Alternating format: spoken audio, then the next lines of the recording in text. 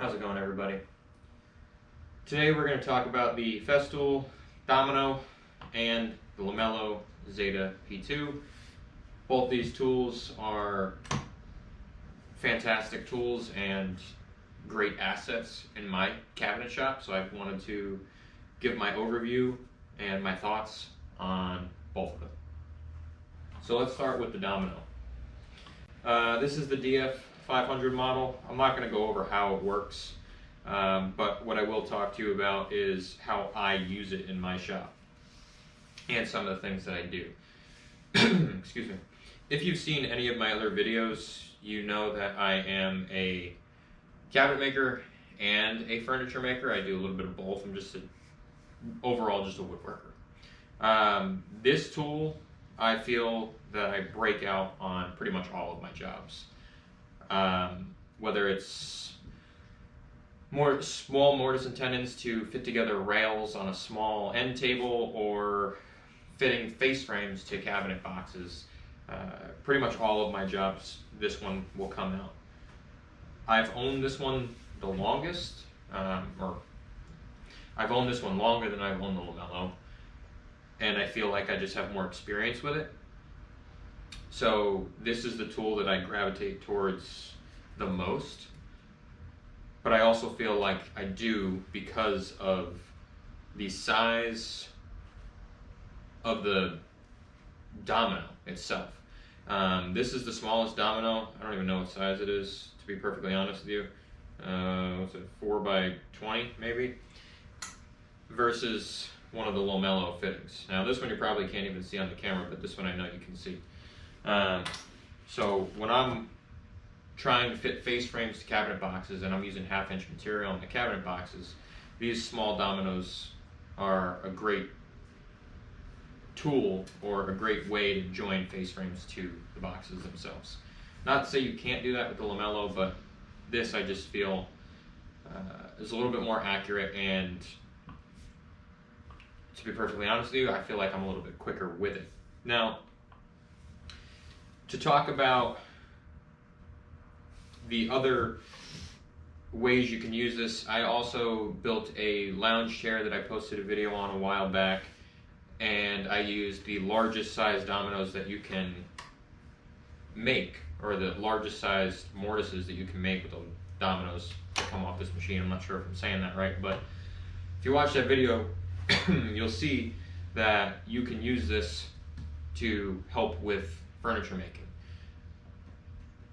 When I was making that chair, I did not see how I was going to fit all of those pieces together any other way, so this tool was absolutely necessary for that commission. Now, that's not to say that there aren't other ways. You can use dowels. Technically, you can use pocket holes if you can hide them, but I just felt like this was the fastest and made the most sense because I already own the tool. I know this tool is expensive, but it's the cost of doing business in my eyes. I mean, if you're going to be a cabinet maker or furniture maker, this tool will greatly expedite many processes that you're going to be faced with. Now let's talk about the Lamello. This tool I haven't owned for as long as I've owned the Domino. However, I've been trying to incorporate it into routines over the last year that I've had the tool. It's an absolutely fantastic tool. I like the way it functions. Before this, I just had a standard quarter cable biscuit joiner. I actually still have it just for small tasks that I don't feel like breaking this out to use, because, well, let's be honest, these connectors are like $1 a piece or whatever they are, and the regular biscuits, what, like a penny a piece or 5 cents a piece, something along those lines. So sometimes it just makes more sense when you're doing small jobs to use a regular biscuit. However, this tool has also expedited many processes that I have to accomplish in my shop to meet the needs of my clients. And one of the ways I'm going to show you how I use them both actually is on a cabinet that I'm finishing up right now. I find that my most common use for the both of them is going to be attaching face frames to cabinet boxes. I know it doesn't seem like a whole lot, but I'm a one-man army, and if you watch the overview of the last vanity that I built at a quarter saw in white oak, actually the last two vanities that I built were at a quarter saw in white oak, and the face frames were all continuous horizontally, meaning that after the first style all the way on the end, it was a seamless run all the way across, and I believe, if I'm not mistaken, it was a 7-foot run, and the last one before that might have been a 6-foot run that was continuous, and without these two tools, I would not have been able to accomplish that with just pocket holes. Taking things apart on site, or this gives me the ability to take things apart on site and keep less tools around me. For example, when I showed up on site to deliver that last vanity and install it, the last video that I put out, I did not have anybody there to help me, but I have this giant cabinet box that if I had used pocket screws, I would spend 30-40 minutes just disassembling and then pulling drawers, pulling doors, undoing the pocket screws, putting them in bags, and then running them. I apologize for my dog barking. It's okay, buddy. Zeus, are you trying to talk to the camera? Yeah, that's what I thought. It would have taken me a whole lot longer versus just showing up, pulling the drawers out, because I use Blum hardware so it comes out nice and quick, pulling the doors off, and then just using an Allen key to turn the Clamex connectors so that I could pull the face frame off. Plus, there is no fear of stripping out the threads that are cut into the face frame on white oak, or any wood for that matter, when you're just using the Clamex connectors. Technically you can use tensos too, but to be perfectly honest with you, I've never used them. I see the benefit with them. However, I like the Clamex better. It just works for me. So now what I'm going to do is I'm going to run some Dominos and then run some Lamellos. I'm going to use the Clamex. I'm going to attach the space frame. I'm going to get it on video, and I'm going to talk a little bit about what I did.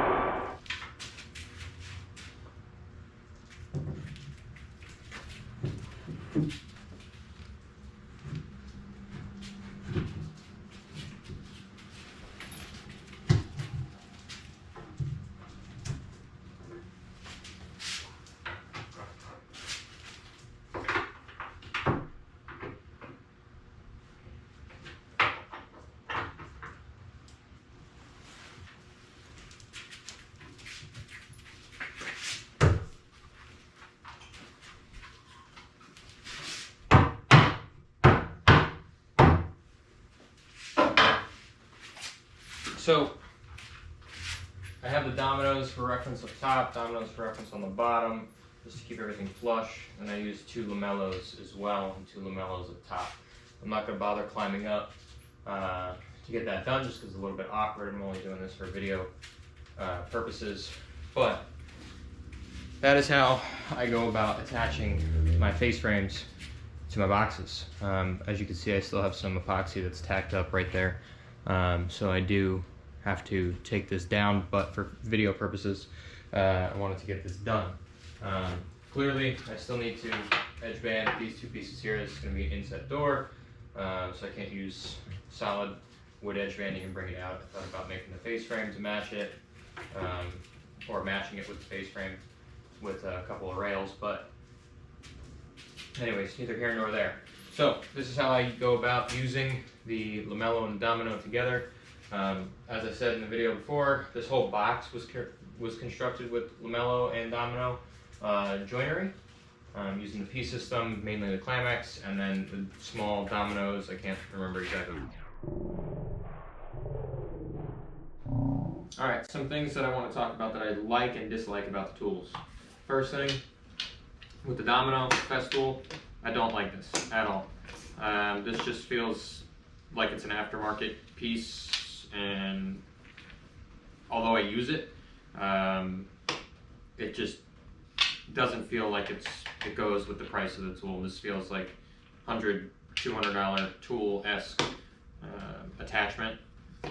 Although it does work, it does do its job. It just keeps you from tilting this thing when you don't want it to. I just don't feel that this goes with the price.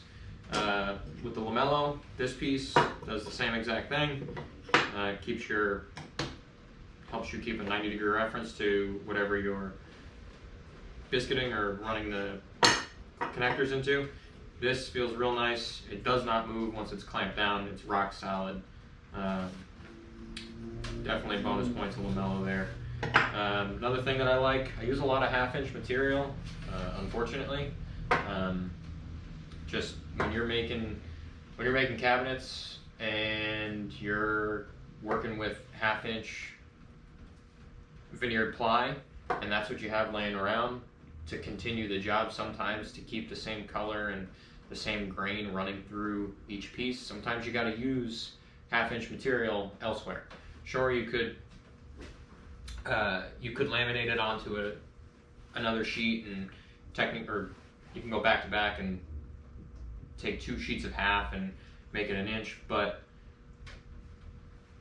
sometimes you just don't have the time for that. So the Lamello comes with this spacer that hooks onto the fence. At first, I kind of had the same feeling as I did about this. It's like, for the price of the tool, really, this is what it comes with. But it works, just like I said, the Domino thing works. It does not move once it's on, and like I said, it does its job. So I hate that they're plastic, but is what it is. Another thing that I like about the Festool is the cord. It can detach from the tool, makes it easier to store, and you can use these cords with all your other Festool tools. The Lamello, it stays attached. Now, yes, you could technically get the Festool plug-it cord and put it on there, but they discontinued those, and I haven't seen one come up, nor do I really care to take the tool apart to put one of these cords on. So that's a small thing. I wouldn't really let that be your deciding factor. Something else that I like about the Domino feels very much so like this is it. This is the tool. That you don't need anything else to make the tool do its job, as in you don't need all these accessories. Yes, there are accessories for it that you can use, or that you can get the knockdown connector kit for the Domino, which is basically what that machine does, but with the Domino instead of biscuit. But I feel that a lot of what the Lamello calls for, you need all these other little jigs. So you need, in order to use Clamex, you need these. If you want to use the Tenso snap together connectors, you got to have the preload clips and the preload clip attachment tool, or whatever that is called. And I just feel like there's a lot of stuff that this tool needs. To attach the Clamex, you also need this drill bit that goes with this. You need your Allen key or the driver that goes with it. Like I said, it just feels like there's a lot of things that you could potentially lose, or you misplace, or you're always running around looking for them. And now put them in your tool belt, put them in your apron, you won't lose them. But if you're on site and you lose that one Allen key, then you're kind of out of luck hopefully you have backup. So my recommendation is, if you're gonna get this, buy extras of the drill bits with the stop collars, buy extra Allen keys, just to have a couple. That's something that I haven't really seen anybody talk about online. I feel like it's necessary to have a couple of spares. Another thing to take note of, this tool, the Domino, never comes with me on installs. This thing never leaves the shop. I've gone and helped a couple of my friends and brought it out of the shop for that. A couple of my buddies had butcher block countertops put in, and we use this to create, apologize, my dog's crying, create a mortise and tenon essentially, and then you can glue the two countertops together because they were coming together at an L, and they weren't perfectly they weren't coplanar, excuse me, the two tops. So we use this to bring them into a flush alignment. But other than that, this thing's never left the shop. Whereas on the other hand, this thing, every single time, I mean, it's in my list of install materials. Why? Because I can use the Bisco alignment biscuits with this, and I can drill 2 biscuit holes, if you will, into all of my finished ends that I'll use to scribe against the wall. There's plenty of videos online showing how you can do that. Maybe someday I'll put together a video showing that. But like I said, this thing does leave the shop with me. This thing does go on installs. I feel like this is by my side on an install more than this would. So again, they both have their perks. They both have their place in a shop. I don't consider myself to be a high production cabinetry shop. I do small, or I take on only one project at a time. I'd say maybe 10 per year, and I limit it to that. This is not my full-time gig. This is a part-time. Sometimes it feels like it's full-time, but this is my essentially this is my side job. So I have the tools to help my side job be more efficient. And again, I'm not using them in a manner that a shop that's doing $100,000, $200,000, $300,000 worth of revenue a year. This is more for small production or furniture. So take that how you will. And if you can afford them, get them. If you can't, don't complain about it. You know, you'll get there at some point. Just keep saving, and at some point you'll work with them. The other thing that I do want to say is, if you can get your hands on them before you spend the money on them to test which one you like better, I would highly recommend doing that. Like, I know the Woodcraft that I used to shop at when I lived in Phoenix, or when I lived in Arizona rather, they never had a Domino in stock. However, other places like Woodworker Source in Tempe, they had different tools on display that you could potentially put your hands on. I never actually tested it before I brought it home, and I brought it home to my first job with it was assembling plywood drawer boxes, and I feel like I wasted more material on my learning curve with this than I did actually being productive.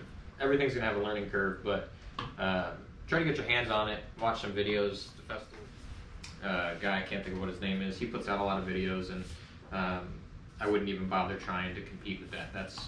He's got all the knowledge. He worked for the company, so go watch some of those videos, get your hands on it, do a bunch of practice, have a bunch of scrap laying around. Don't ever put a brand new tool on a finished product or a client piece because you're gonna mess it up. Between the two, they're great, different companies, different things. I don't really consider them to be comparing apples to apples. It's more like apples to oranges because they do completely different things, but they work great together. So if you have any questions, throw them down in the comments. I'd be happy to answer anything or show you more about how I use them together, separate. But for now, thanks for watching. Again, if you have any questions, leave them in the comments. Thanks.